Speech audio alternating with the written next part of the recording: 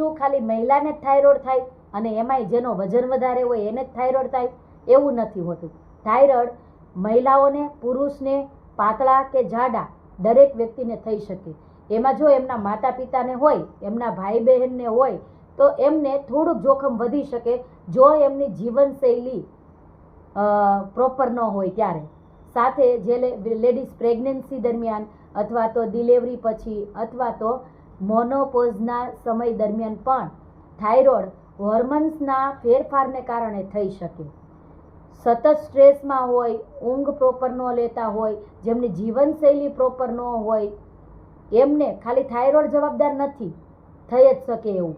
પણ હા, એમના હોર્મોનલ સંતુલન બગડી શકે છે અને ત્યારબાદ તેમને થાઇરોઇડ થઈ શકે છે.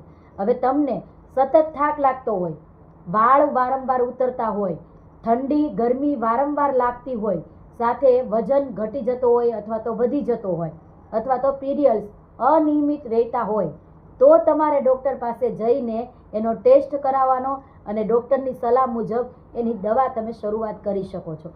પણ આ બધું બદલાવ કરવા પહેલાં પણ તમે તમારી જીવનશૈલીને સારી બનાવી શકો છો. જેમ કે ખાવાનો સમય ફિક્સ, સૂવાનો સમય ફિક્સ, સ્ટ્રેસ લેવલને ઓછું કરો, ફિઝિકલ એક્ટિવિટીઝ કરો, તમારા ખોરાકની અંદર પોષણની માત્રા જાળવી રાખો, જે તમને હોર્મોનલ સંતુલન માટે જવાબદાર રહેશે, તમારી તંદુરસ્તી માટે જવાબદાર રહેશે. આ વિડીયો એવા દરેક વ્યક્તિને શેર કરો જેમને થાઇરોઇડ છે.